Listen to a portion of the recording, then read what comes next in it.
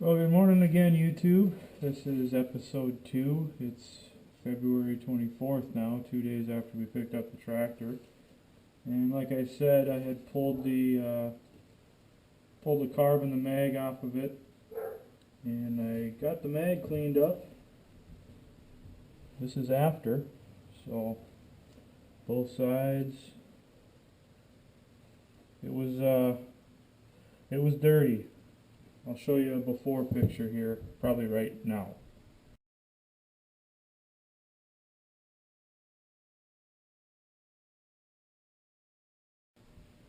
Anyways, it was dirty.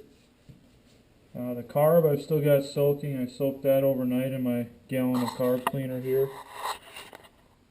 So it's the carb body soaking in there. All of the small parts I soak in the basket here for a few hours, and then I spray it off with either carb cleaner or brake cleaner, whatever I've got on hand. And from there, I take it into a warm Dawn dish soap, water, just to wash off any leftover residue. And after that, I tried this with my John Deere with some of the stuff with like the decompression petcocks and some of the brass and copper fittings, and it worked really well. I actually used some CLR, some of that calcium lime rust removal stuff. Works like a champ. This stuff is shining like brand new. And then I took the butterflies and I polished them up a bit with some fine sandpaper. And same thing with the shafts.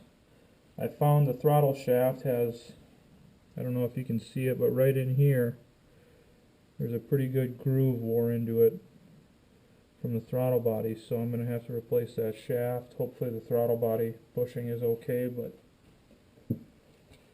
let's see, other than that, I'm going to head over to my buddy Damian's house here.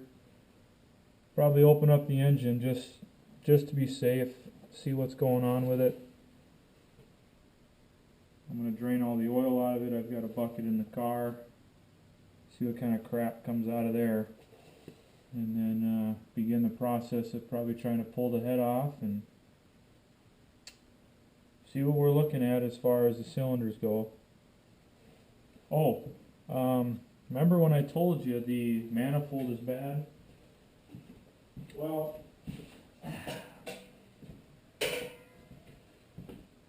this is what we pulled off of it. This is the pipe that goes down into the manifold, and there pretty much are no threads left on it. And the manifold, I'll show you that when we get back to the tractor, is pretty much the same way. So I'm guessing we're going to be due for a new or used manifold, but even new, they're not that expensive, so that's not a big deal. But somebody actually added a extension pipe onto it at one time, it looks like. So there's a coupler in there. Also, water could have been getting in through this rain cap. You can see it doesn't quite seal, but I'm guessing that was probably the culprit, or a combination of the two.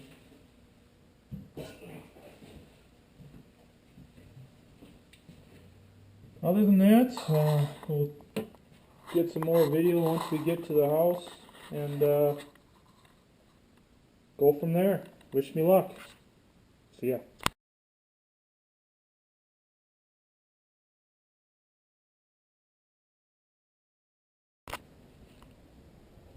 Well, YouTubers, I got the hood and the grill pulled off. As you can see, I got everything wrapped up here. I'll pull that plastic off so you can see down in that manifold, and you tell me what you think about those threads. But I think they're pretty much shot.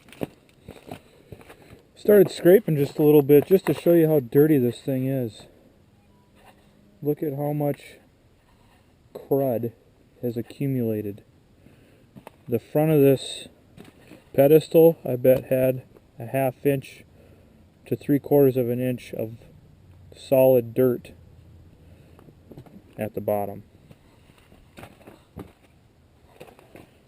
But pulled the oil plug out of it, and I had my bucket ready, but I believe that beavers, by EPA standards, I'm sure, has to drain all the fluids out of their tractors on their lot when they get them. But when I pulled the plug, about a quarter cup or so of water came out, so not that much. Hopefully it's not all still in the cylinders, but I dumped quite a bit of diesel down in number 1 and number 4. 2 and 3, they must be near top dead center because I didn't get that much diesel down in them. But we'll see here once I get the valve cover off, and if there's any stuck valves, we'll know which ones were probably open. But that's the update. We'll give you a couple more here as soon as I get farther.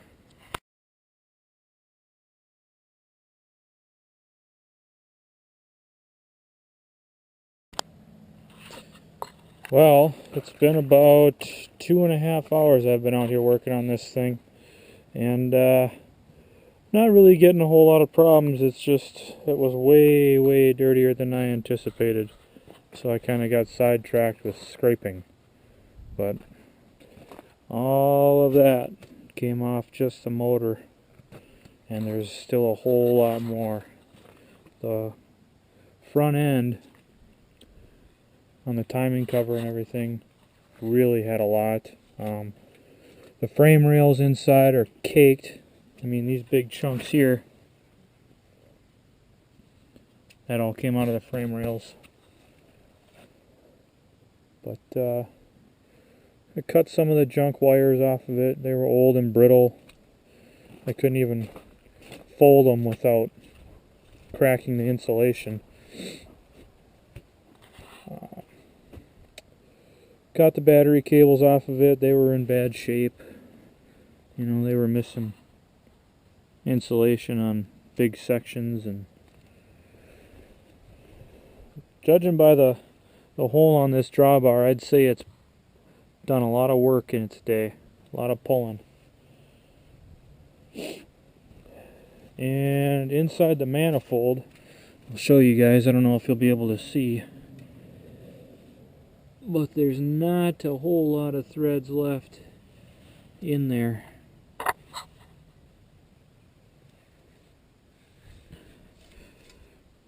And I'm thinking that the number 2 cylinder is the one that is stuck, because all of my valves are free except for this one here. It's a little bit sticky.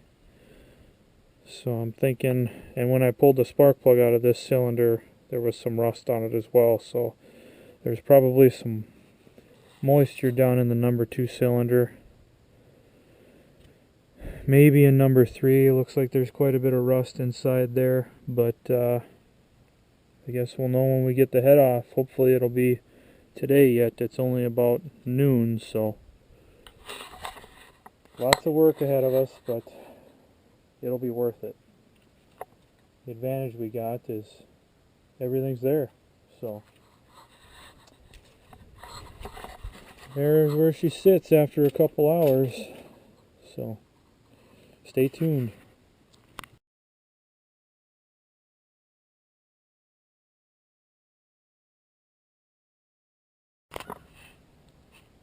Well, we got a little bit of a dilemma. Not that it's a, big deal, but I guess it is. Cylinder 1 is pretty bad. 2 and 3, I can feel quite a bit of rust inside. And 4 looks okay, but not great. So, the way it's looking, all of them had water in the cylinders. But that's odd because only about a quarter cup came out of the oil pan when I took the plug out. So they must have stayed in the cylinders for the most part. But as you can see, I got a lot of the tractor disassembled. I got the gas tank off. I cut most of the rest of the wiring harness off.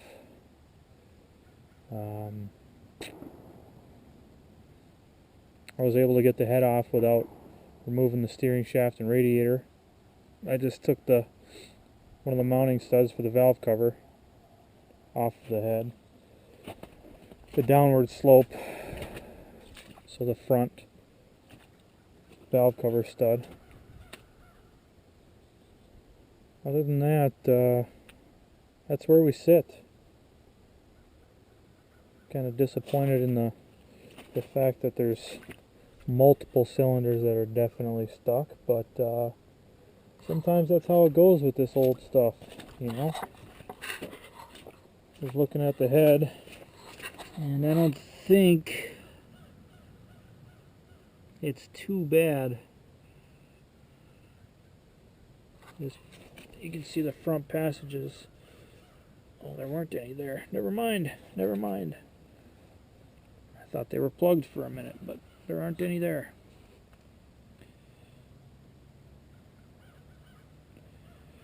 I don't know. I guess I'm kind of at a loss for words right now, just because I'm a little disappointed, but that's alright. We'll put a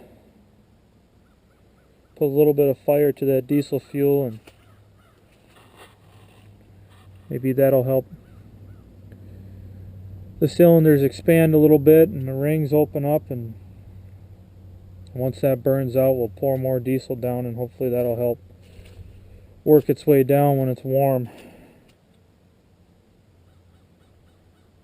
Not too warm though, because we don't want to, you know, explode.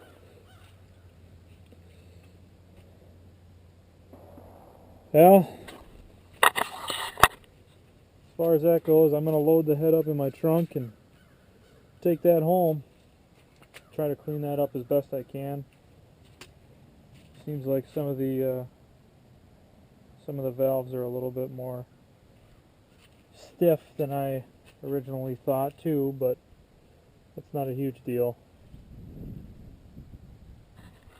I don't know. I guess I'm just processing it in my head right now. Kind of the work that's ahead of me. But we don't do this to make money, you know. We do it to preserve history. So, and this one is kind of in memory of my grandpa. So, and my father. But stay tuned, because I got some more video to do. I don't know if I'll get around to it this week yet or not. Hopefully. I got a seal kit coming for the mag, and I got to replace a wire in it, but I'll get to that later. But stay tuned, and we'll keep filming. Alright? Later.